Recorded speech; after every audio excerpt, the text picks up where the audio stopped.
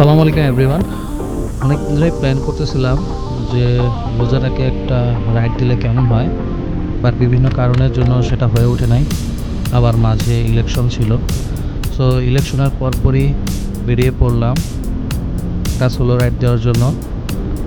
এখন আপাতত যাচ্ছি চিটাগং। দুপুরবেলায় মেয়র হানিফ ফ্লাইওভারে অনেক বেশি জ্যাম পড়ে, যার কারণে 300 ফিটটাকেই বাছাই করে নিছি। যাক, আল্লাহর নামে রাইড স্টার্ট করলাম, আল্লাহ ভরসা। এই সামনেই হচ্ছে কাঞ্চন ব্রিজ, বাট আমরা কাঞ্চন ব্রিজ ভুলতে হয়ে যাচ্ছি না। এদিকে আরেকটা রাস্তা আছে, এই পাশ দিয়ে যাবো আর কি।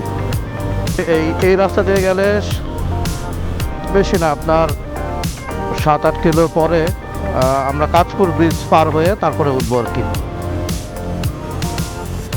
সামনে ধুলার কুয়াশা হচ্ছে, যে একটা গাড়ি আসতেছে হেডলাইট জ্বালিয়ে, হেডলাইট ছাড়া কোনো গাড়ি দেখা যাচ্ছে না।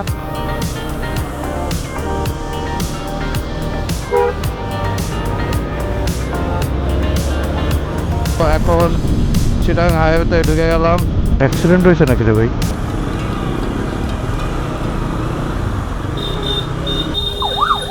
হে, বাস উল্টে পড়ছে। কখন অ্যাক্সিডেন্ট হয়েছে ভাইয়া? আল্লাহ আল্লাহ, মাফ করো। কতক্ষণ আগে অ্যাক্সিডেন্ট হয়েছে? আল্লাহ,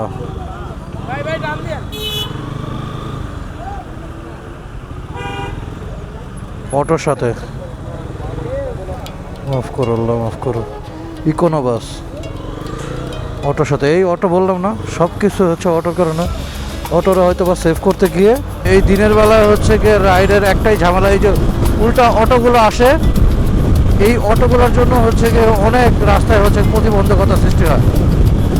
হ্যাঁ, তো এই বলতে না বলতেই পিছিয়ে দেখছেন একটা ইকোনো বাসের সাথে অটোর হচ্ছে গিয়ে সংঘর্ষ হইল। মারা গেছে কিনা বলতে পারি না, আমি দাঁড়াই নেই ওখানে বেশিক্ষণ। আলহামদুলিল্লাহ সেফলি চলে আসলাম চট্টগ্রামে। আমি আজকে আমার ছোট ভাই রুবেলের বাসায় থাকবো।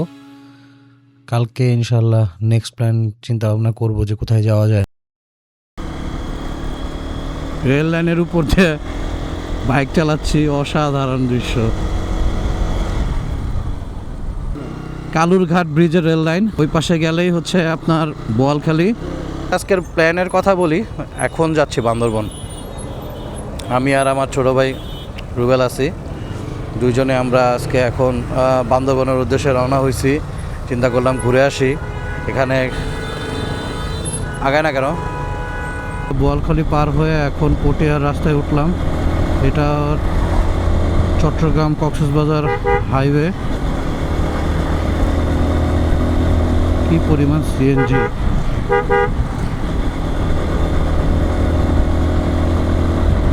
এই কক্সবাজার হাইওয়েতে একটা জিনিস ফেস করলাম, সেটা হচ্ছে বাস গাড়ি থেকে সিএনজি এবং অটোরিকশার পরিমাণ অনেক বেশি।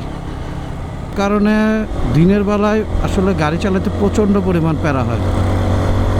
প্রচণ্ড অটো, প্রচণ্ড সিএনজি, এবং কারো কোনো বুকপিট নাই, এমন একটা অবস্থা। যে যেদিক দিয়ে পারে সেদিক দিয়ে ঢুকাই দিতেছে।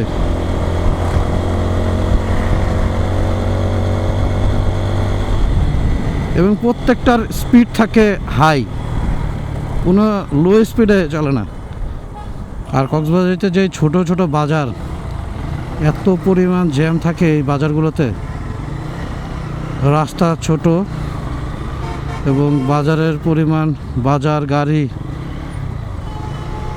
কিছুক্ষণ পরপরই বাজার পাওয়া যাইতেছে, যার কারণে প্রচণ্ড পরিমাণ জ্যাম। আর যেই পরিমাণ রোদ, এটা তো বলার বাইরে, শরীর পুড়ে যাচ্ছে এমন একটা অবস্থা। এদিকের মানুষ আমার মনে হয় না শীত টের পায়।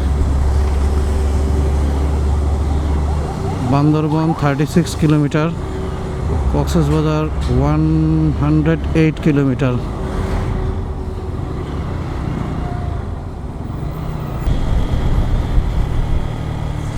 বান্দরবন রোড 27 কিলোর মতো এখান থেকে বান্দরবন।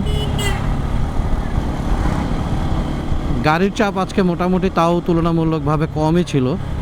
আমরা অক্টোবরে যখন আসছিলাম প্রচণ্ড পরিমাণ গাড়ির চাপ পাইছি, যেটা বলার বাইরে।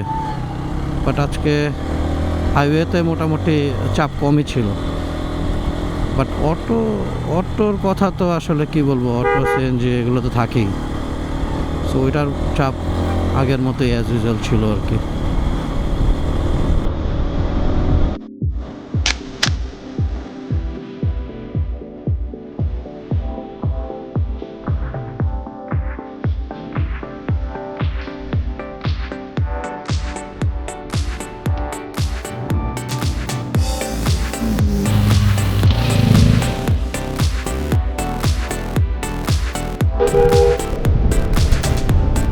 চুদলিং পং, যত ভাঙাচোরা রাস্তা দেখছিলাম সব ঠিক করে ফেলছে। এখন যারা ডিম পাহাড়, বগা লেক, টিরকটং যাবে তারা এদিকে কোনো ভাঙার কোনো ফিলই পাবে না, কারণ বর্ষাকালে যেই পরিমাণ ভাঙাচোরা দেখছিলাম এখন একদম সব কিছু ঠিকঠাক।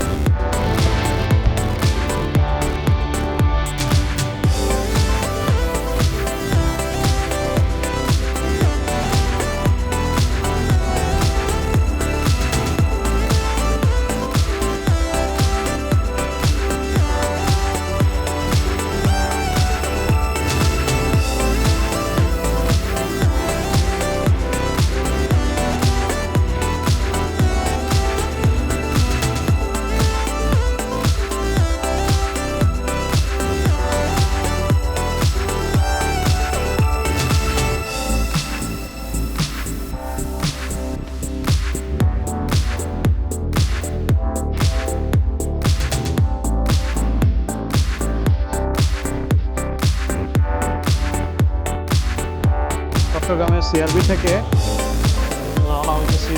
আসলে কিছু কিছু সম্পর্ক আসলে আপন না হইলেও আপনের থেকে বেশি অবস্থা হয়ে যায়, সেরকমই হচ্ছে রুবেলের সাথে আমার সম্পর্কটা। এবং রুবেলের অফিস কলিগ যে বড় ভাইরা আছে, বাকি ভাই, সাইমন, এদের সাথে অন্যরকম সম্পর্ক হয়ে গেছে। এরা কখনোই যেতে দিতে যাচ্ছিল না, তো অনেক বলে টলে ফ্যামিলির কথা বলে কাজ আছে বলে বের হয়ে গেছি আর কি। আগামীকাল থেকে পবিত্র মাহে রমজান শুরু, তো আজকে যে কোনোভাবে ঢাকা আমার ঘুরতেই হবে। এর কারণেই তাড়াতাড়ি করে চলে যাওয়া, নাহলে আরও কিছুদিন থাকতাম।